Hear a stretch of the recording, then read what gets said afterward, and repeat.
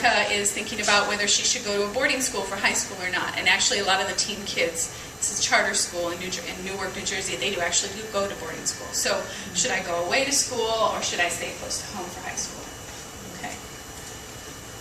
Another story in the first volume, Naomi goes to summer camp. It's about their first time away from home. What's it like to be separated from her family? And I should say that one of the first things that came back in feedback is that we didn't have enough characters of color. All right, it just so happens that these two examples were white kids, and we thought we had a good balance, but we needed to add more in the second year. Okay.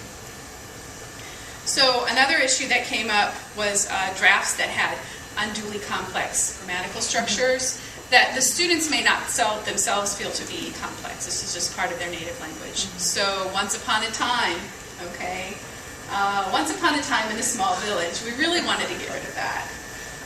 His eyes were as brightly colored as the sun, that comparative structure as brightly colored as, create difficulties for English language learners, especially new ones. Okay? Here's another story, an early draft from The Lonely Monkey. The monkey pondered as he lay in his cage at the San Diego Zoo. There's really nothing wrong with it. And the writer sometimes would get a little defensive when we come back and say, you really can't use ponder. Think about how difficult that could be for a young student who's learning English. And lay is an irregular verb, right? And so is lie.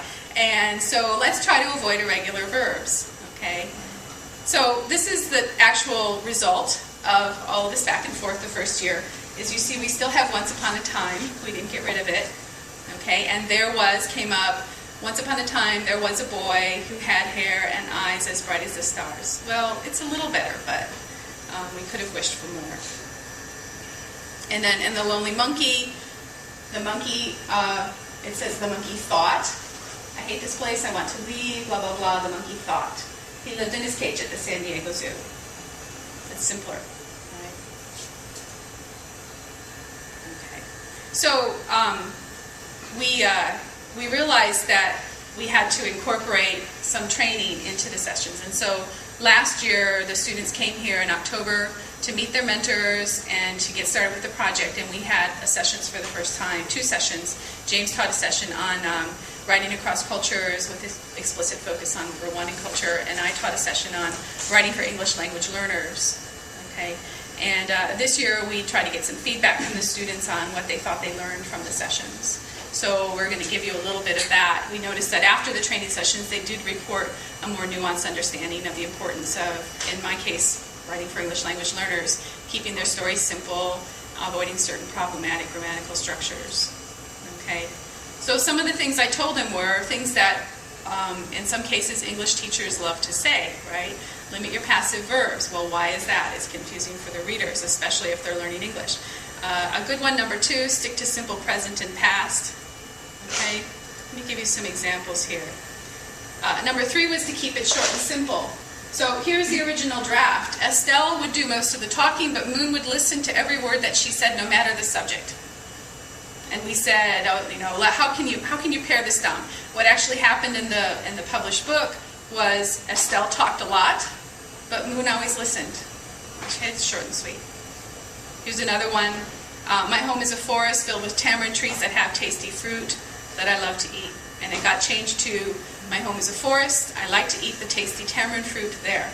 Now, I'm not going to go into why tamarind got left in, okay, but this was something that the writer herself was very insistent on, and she wanted to write about tamarind fruit. We said, okay, we'll leave tamarind fruit in. We're going to have it all translated into Kinyarwanda and put into a teacher's guide so that the teachers can refer back to the Kinyarwanda version if they need to. So that's what we did. One of the IU students said, I learned it is important to keep the audience in mind and tailor your writing or your language so that they can fully understand. Okay, and that's a start. Here's some writers at work. The important thing I learned is that you have to give connections to your reader, and the needs of your reader are the priority. All right? So we said to the students several times, if we come back to you with comments, don't be defensive. We're not telling you that your writing is wrong or that there's a major problem with it, but you have to keep the needs of your audience in mind first. So it'll be interesting to see how things turn out at the end of this year when they're done writing their stories. And they'll be done in January. Another team writer said, I learned that even though I am writing to a beginner, it's going to be hard for me. I can't write like I usually write. Simple sentences, simple words, do it all.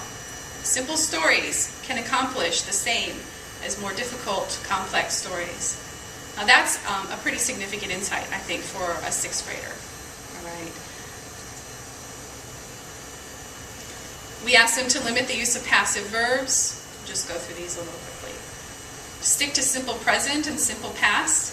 So avoid the lengthy verbs that English is famous for. That's especially important for beginning learners. Limit your use of there are, or there was, or there is. All right. In this sentence, there is lots of prey, or there's plenty of prey that I like to hunt. It's pretty unproblematic for someone who knows English well, but a beginning learner can say, oh, there also means it's pointing there. Well, what's there? I don't see anything. Is it here? Is it there? Where is it? It can be confusing for them. So try to limit that. We changed it to, I find lots of prey, I like to hunt. Very, very simple. This is my favorite, limit the use of slang. This came up in one of the early drafts. Me and Tuki was walking, going to class. All right, lots of urban English structures in there. And we had them change it to Tuki and I walk to class. All right, saying, of course, that if you write in urban English, or if you write in the way that you speak every day, there's nothing wrong with it. But if you take that and transplant it into the Rwandan context, it'd be very difficult for the students. Me and Tuki was walking going to class. Some more writing going on. And here's what one of the IU partners said. I discovered that there are certain concepts in grammar and sentence structure which are definitely more difficult and should not be incorporated into the stories. I learned what elements of language, passive verbs, there are, there was, should be kept out of the stories for beginning English language learners. Keep it simple. Okay? So we'll be watching to see if these kinds of things actually make it into their drafts this year and how much of a back and forth process there will be in trying to edit the stories, help them to edit the stories to the point where they're useful for the students. The other aspect of our training, these students had to do with trying to induct them in the Rwandese culture, the broader African culture, but more specifically the Rwandan culture and way of life. And students reported a better understanding of how cultural considerations should inform their stories. Remember, trying to bridge the gap between the Western culture, which basically guide the average student who wants to write a story, which would go across the globe. There was need to really enlighten the students about what goes on with students in Rwanda and what life is like out there.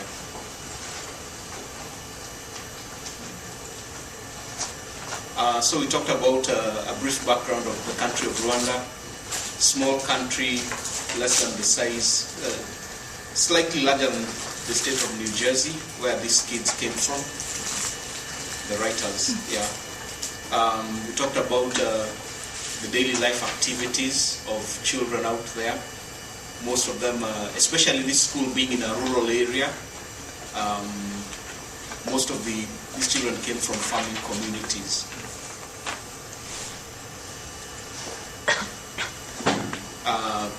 Then we highlighted key traits of culture, which cut across most cultures, trying to look at how this would be comparable for children out here and children out there, social groups and social status. We talked about monolingualism and bilingualism, and I'll just talk briefly about that in a short while. Religion, we talked about daily life, government, the need to understand that local leaders, elders hold positions in society